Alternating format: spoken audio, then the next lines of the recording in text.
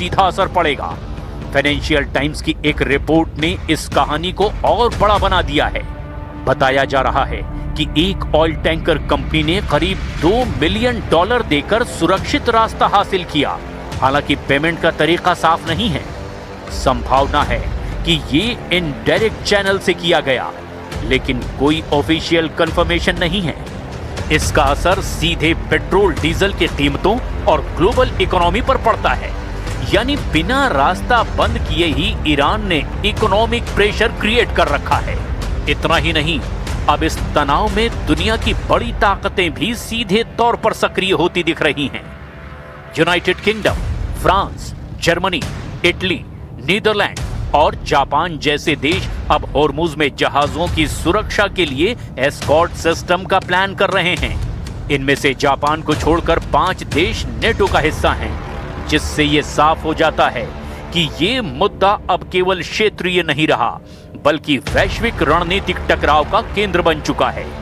लेकिन दिलचस्प बात यह है कि ये देश सीधे सैन्य टकराव से बचना चाहते हैं और पहले हालात के शांत होने का इंतजार कर रहे हैं। Bonsoir à toutes et tous.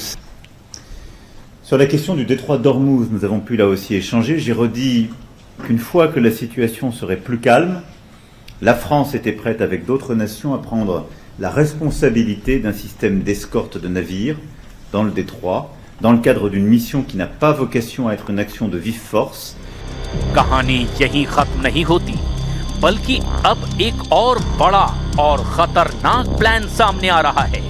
Axios की रिपोर्ट के मुताबिक ट्रंप प्रशासन ईरान के खार्क आइलैंड को निशाना बनाने की रणनीति पर काम कर रहा है, जहां से ईरान का करीब 90% तेल निर्यात होता है, यानी उसकी अर्थव्यवस्था की रीढ़। रिपोर्ट्स बताती हैं कि अमेरिका इस द्वीप पर नाकाबंदी या फिर सीधे कब्जे जैसे विकल्प देख रहा है, ताकि ईरान को स्ट्रेट ऑफ हॉर्मुज खोलने के लिए मजबूर किया जा सके। इससे पहले अमेरिकी हमलों में यहां के सैन्य ठिकानों को निशाना बनाया गया, लेकिन ऑयल इंफ्रास्ट्रक्चर को जानबूझकर छोड़ा गया। यानी साफ संकेत है, अभी दबाव बनाया जा रहा है और अगला कदम सीधे इकोनॉमिक नॉकआउट भी हो सकता है। और अगर ऐसा हुआ तो इसका असर सिर्फ ईरान तक सीमित नहीं रहेगा, बल्कि पूरी दुनिया इसकी चपेट में आ सकती है। खार्क आइलैंड पर हमला या कब्जा ईरान की अर्थव्यवस्था की रीढ़ तोड़ने जैसा होगा, क्योंकि उसके ज्यादातर तेल निर्यात का रास्ता वहीं से गुजरता है। लेकिन इसके जवाब में ईरान चुप नहीं बैठेगा।